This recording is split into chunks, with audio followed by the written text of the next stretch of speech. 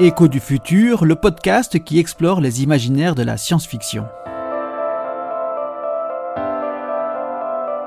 En partenariat avec Monde numérique de Jérôme Colombin et Futur Hebdo, le média de nos futurs immédiats. En plus d'être un merveilleux film d'animation, le film Wall-E a le mérite de poser plusieurs questions de prospective environnementale au travers de l'étrange et touchante idylle robotique entre Wall-E, le maladroit, et la belle Eve aux lignes épurées. Pourtant, le début du film ne présente rien de bien joyeux ou de radieux. On découvre un petit robot, Wall-E, qui inlassablement compacte et empile des déchets.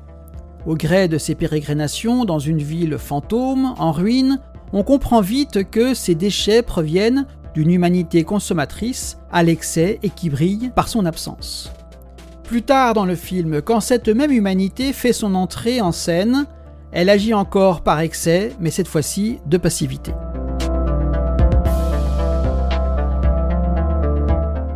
Avant d'explorer l'éventail des questions soulevées par le film, on peut néanmoins s'interroger sur la programmation que suit inlassablement le petit robot Wall-E. Il ne trie pas, il ne recycle pas, il ne décontamine pas.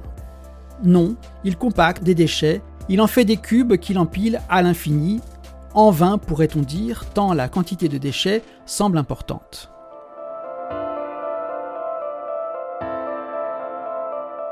Mais son nom décrit bien ses actes. Wall-E est l'acronyme de Waste Allocation Load Lifter, Earth Class. Autrement dit, compacteur terrien de déchets. On est en droit de s'interroger. Que sortira-t-il de bon des actions de Wall-E ? La Terre pourra-t-elle renaître malgré la dévastation, conséquence des actions inconsidérées d'une humanité étonnamment absente pendant une grande partie du film ? Pour ne rien arranger au tragique de la situation en ouverture du film, Wall-E semble être le seul robot toujours en fonction.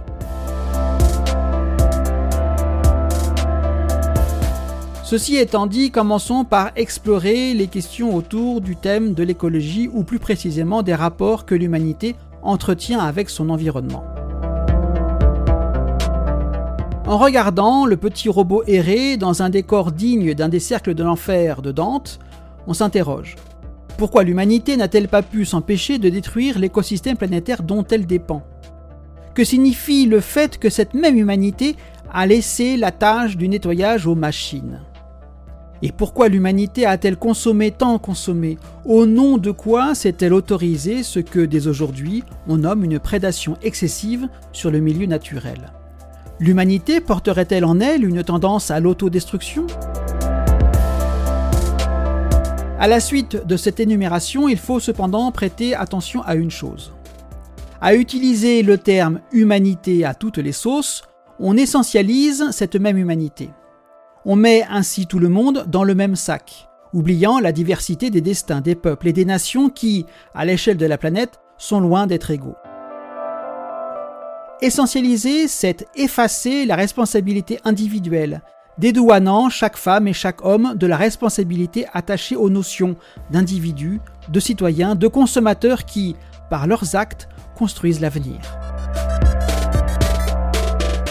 Dans le film, en réponse à la situation intenable, donc non durable, qu'elle a elle-même créée, l'humanité choisit la politique de la planète B.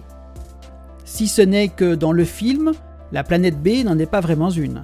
Il s'agit de l'Axiom, un immense vaisseau spatial qui conserve l'humanité le temps que la Terre soit nettoyée, restaurée.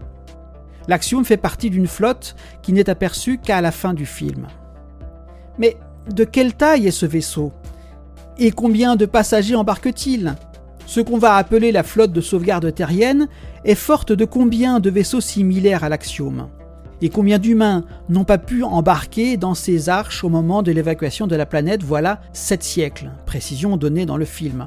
Parce que le non-dit du plan Planète B, le voile pudique que l'on dépose sur la réalité est bien cette dernière question, celle des laissés pour compte, celle des femmes et des hommes qui n'auront pas embarqué. Ils n'auront pas été sélectionnés pour des raisons financières ? À cause de leur nationalité, certains critères seraient-ils stratégiques entre les nations ou génétiques entre les individus ? Plus important encore, pourquoi l'humanité envisage-t-elle avec tant de facilité le plan de la planète B? Serait-ce un moyen collectif aussi bien qu'individuel pour ne pas faire face à ses responsabilités, pour ne pas faire face à ses contradictions et à ses incapacités? Quand, dans la réalité, l'éventualité lointaine de cette option d'évacuation de la Terre est évoquée, ses promoteurs sont attentifs à ne jamais parler de cette injustice violente et inhérente à cette option. L'incapacité d'évacuer l'ensemble des milliards de terriens, peu importe que ce soit 8, 9 ou 10 milliards, ou même quelques milliards de moins. En lisant entre les lignes les propos de ces zélateurs de la planète B, on pourrait presque y voir apparaître un plan qui envisagerait cette minorité d'humanité évacuée comme une chance pour l'avenir, car allégée de celles et ceux qui n'adhéreraient pas, pour une raison ou une autre, objective ou non, à ce projet de reboot, de redémarrage de l'humanité. Peut-être qu'à leurs yeux, ils ont le tort d'être trop attachés à la sauvegarde de la planète Terre, la planète A.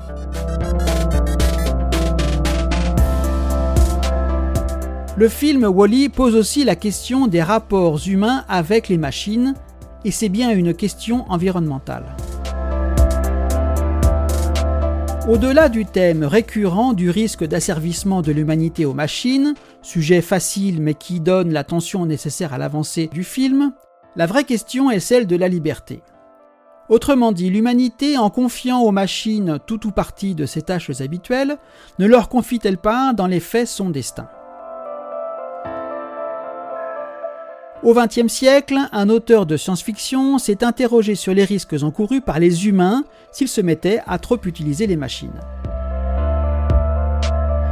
Il s'agit d'Isaac Asimov. Il le fait dans une série de romans, le cycle d'Elijah Baley. L'action de ces romans se déroule dans un futur plus ou moins lointain. Ils décrivent une humanité qui a commencé à se répandre dans la galaxie, colonisant sur plusieurs siècles une cinquantaine de planètes. Si la Terre, surpeuplée et laborieuse, refuse l'usage des robots, les sociétés spatiales, chacune avec ses particularités, préservent leur bien-être acquis au prix d'une expatriation en interdisant toute migration, surtout celle en provenance de la Terre. Ces sociétés extraterrestres humaines font aussi largement usage des robots, là aussi avec des variations. L'une de ces sociétés ressemble beaucoup à celle à bord du vaisseau spatial Axiom. Sur la planète Solaria, il s'agit d'une société à l'hédonisme exacerbé, une société de la passivité et de la dépendance aux machines. Dans le roman qui explore cette société, Face au feu du soleil, Asimov parle de désocialisation, de perte de tout esprit d'initiative et d'innovation, de perte du goût de l'aventure, le tout aboutissant à un inévitable effondrement civilisationnel.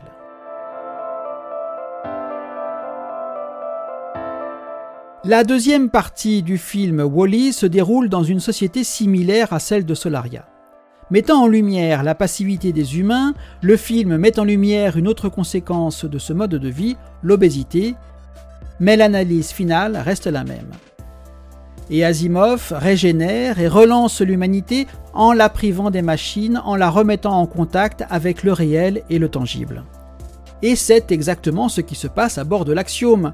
La méchante IA est débranchée et Eve, Earth Vegetal Evaluator, évaluateur de végétation terrestre, la petite amie de Wall-E, accomplit finalement sa tâche, prouver que la Terre est à nouveau viable, ce qui déclenche un nouveau programme à bord de l'Axiom. Les humains reviennent sur Terre et, eux aussi, reprennent contact avec le réel, le sol terrestre et la nature. Cependant, concernant les domaines de l'écologie et de la biodiversité, on peut se demander s'il est raisonnable de montrer dans le film une résilience des écosystèmes qui leur permettrait de se régénérer comme par miracle. Le film semble doter la nature d'une puissance quasiment surnaturelle. L'humanité ayant détruit l'environnement de sa planète, elle l'a pourtant laissé à elle-même, n'engageant aucune action réparatrice. Pour mémoire, Wall-E ne fait qu'entasser les déchets qu'il collecte.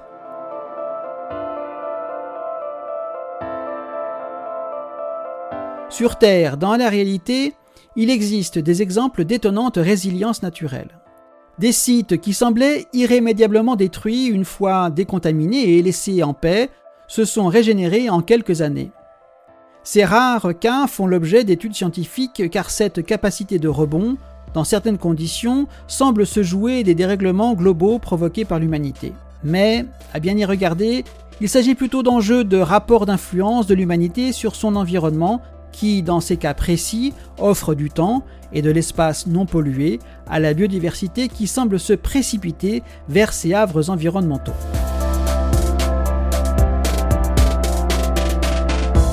Dans la tâche de sauvegarde de l'écosystème planétaire qui, dès demain matin, attend l'humanité, reste à savoir si les machines peuvent y prendre une part active.